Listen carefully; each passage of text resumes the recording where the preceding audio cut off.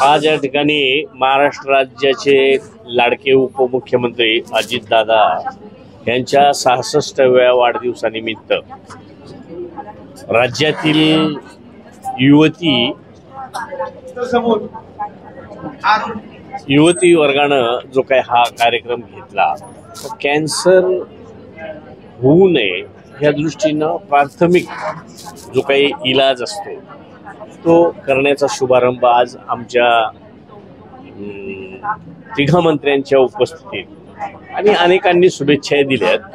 तर या ठिकाणी कोकाटे साहेब असतील, आदित्यताई असतील किंवा राज्यातून आलेल्या सगळ्या जिल्हा अध्यक्ष युवतीच्या सर्वांनी येऊन आणि मुलींना त्या ठिकाणी मार्गदर्शन केलंय.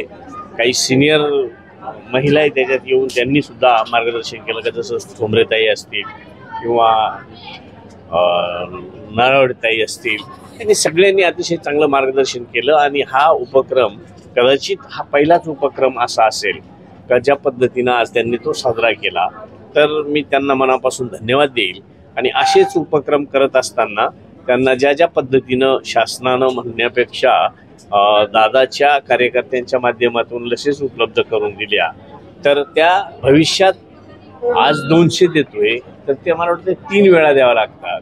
तर ते पुढची व्यवस्था त्या ठिकाणी करून देण्याच्या संदर्भात त्यांना आम्ही आश्वासित केले. ते त्या पद्धतीनं राज्यभरही कार्यक्रम उभा करतील अशी अपेक्षा त्यांच्याकडून व्यक्त करतो. अक्कलकुवामध्ये अधिकाऱ्यांवरती कारवाई झाली आहे आणि या संदर्भात योग्य नाहीये आणि त्याच्यामुळे तुमच्या अडचणी वाढत अशी माहिती दिली आहे. या संदर्भातलं तथ्य काय? असं आहे का मला अडचणीत वाढ होईल असं काही वाटत नाही. कारण जे काही कार्यवाही म्हणजे 22 सालापासून चालू असलेला किंवा त्यापूर्वीपासून चालू असलेला मुद्दा, पण ऑन पेपर 22 सालापासून त्याच्यावरची कार्यवाही व्हावी म्हणून का जो अधिकारी असतील किंवा संबंधित जे असतील त्यांच्याकडून कुठेतरी दुर्लक्ष होत होतं. आणि म्हणून आमदार महोदयांची सगळ्यांची जी अपेक्षा होती ते सुधारणा करण्याच्या संदर्भात अनेक वेळा तशा सूचना दिल्या होत्या, परंतु त्याच्यात काही फरक पडत नव्हता आणि म्हणून तसा निर्णय घेण्याची वेळ त्या ठिकाणी आलेली होती. आदिवासी विभागाकडून कार्यक्रम आयोजित केलेला आहे, राज्यपाल देखील येणार आहेत. काय कार्यक्रम आहे? आज राज्यपालांना 9 ऑगस्ट हा आदिवासी क्रांती दिन म्हणून सध्या काही राज्यभर साजरा केला जातो, राज्याबाहेरही काही ठिकाणी साजरा केला जातो.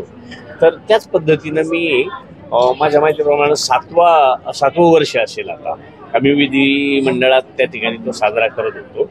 आताही मी तिथेही करणार आहे नेहमीच्या पद्धतीप्रमाणे, पण YB चव्हाण सेंटरला आपण तिथंच काही सांस्कृतिक कार्यक्रम असतील किंवा जी आदिवासींची संस्कृती आहे तिचं प्रदर्शन असेल, असं तो दरवर्षीप्रमाणे साजरा करतोय. तुम्ही मागच्या वेळेस बोलला होता की या दिवशी सुट्टी शासनाने जाहीर करायचं, तुम्ही एक प्रस्ताव सुट्टीचं काय होतंय, सुट्टी जाहीर करावी 9 ऑगस्ट आदिवासी क्रांती दिन, पण 13 जिल्ह्यांमध्ये मोठ्या प्रमाणात तसे ते आदिवासी वस्ती किंवा आदिवासी लोकसंख्या आहे.